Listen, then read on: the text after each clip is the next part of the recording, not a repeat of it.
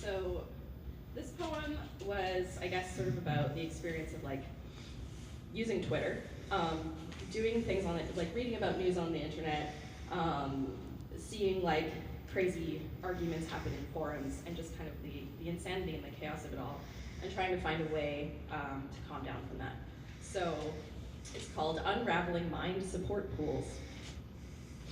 All these digital birds who silently asphyxiate in the material realm, minds turning backflips, buzzing, chirping, squawking incessantly, in search of rationale, spelling out there, releasing all of that carbon monoxide gas. Like an e-god, listening all at once overwhelmed me, so to calm down, I listened to an app. The segment was titled something like Unraveling Mind Support Through Pools of Healing. The woman's voice was slower than my sunken breath, and the lush synthesizer pads detuned unnervingly as she told me to just open the window. As she transmuted my buzzing thoughts into little beautiful birds. And so to just open the window and let them go. Now, paralyzed with her voice ever slowing and stretching out and overpowering my imagination, I cried, no! I shut the app off. I tossed my phone down into the quicksand pools below.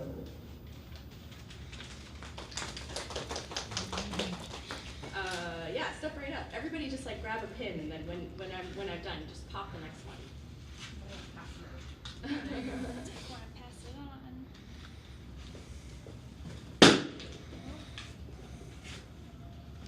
Nice Band-Aid.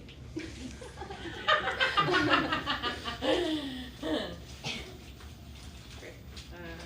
Okay. So this is called I Will Work. I'm not going to introduce every poem, but I require it. So I will work.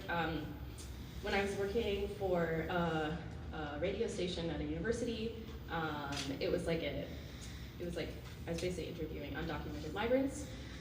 And hearing a lot about their stories and stories of separation across borders. At the time, I was also in like a long-distance relationship, which was across the American border. So, I mean, I obviously couldn't relate to that experience, but in some ways, I was thinking a lot about the same issues. And this is what came out of that. So, I will work. I will work. I will work on it. I will practice melting better. I will melt through sheets of paper, melt through suitcases of leather, melt through solid currency. I will melt through nylon ropes, will melt through radio signals, will melt through fleshy pink purses. I will melt through retinas. I will melt through concrete. I will melt through steel gates and posts. I will melt through conscience, through morality. I will melt through you, too. I will melt past the present. I will melt past recognition. I will lose all control. I will keep melting. Through hands held together, through cracks between fingers. I will melt through them like cracks of light, like melting shards of light. I will seep through steady feet. I will seep through tunnels underground. I will seep through futures. I will seep beyond all receptacles. I will keep seeping, beyond all embraces, beyond each foot forward facing. I will embrace you, melting like shards of light.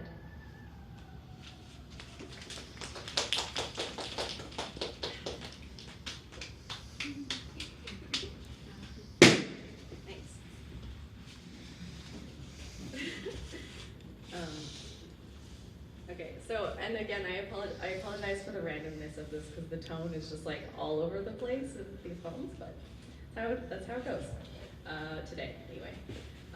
Okay, so this is called Chrysopia.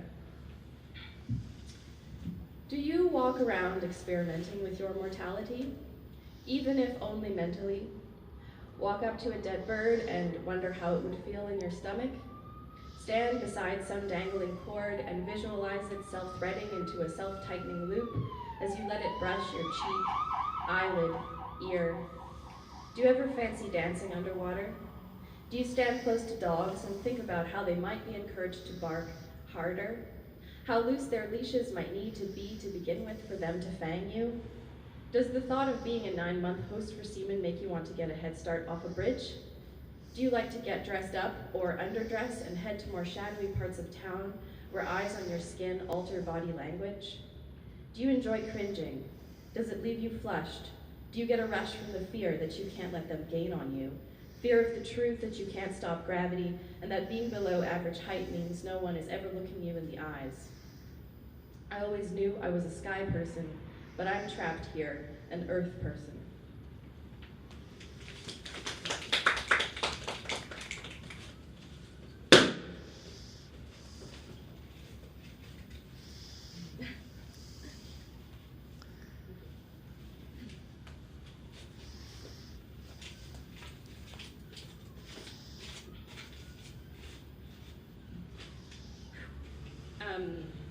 Day 15. Sitting in the tree shade, 30-degree summer, my teeth chattering as my eyes congeal with the MacBook screen. Need to see, need to understand, need to predict and to prescribe in order to cure. Information is in my blood. Hit refresh. What is happening? Who can tell me? 1.82 million people. It takes 15 days to kill 500. That's 33.3 per day, or the cost of 1 kilo of coffee. Someone warned me of this, a teacher, 10 years ago, that I would see it in my lifetime. Walls would crumble so as to avoid the painstaking effort of eviction.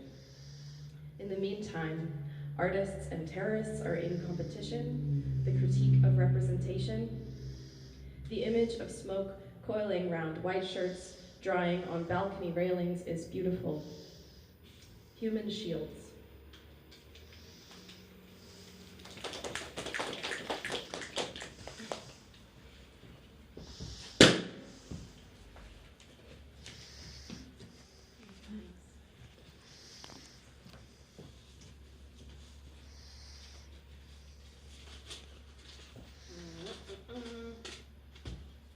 Ecstasy loop.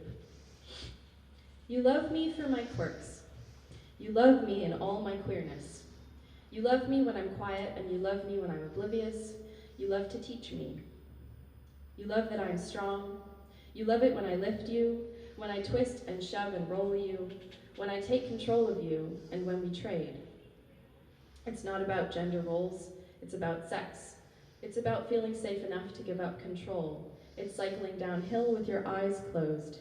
It's an immediate experience and a latent desire, one that follows me everywhere. It is the residue of a visceral kindness, one that opens as it closes. It's a dominant feedback loop of personalized, evolving touches. It's an ecstasy of persuasion. It takes me out of life and it breathes of new life. It takes my breath and replaces it with yours.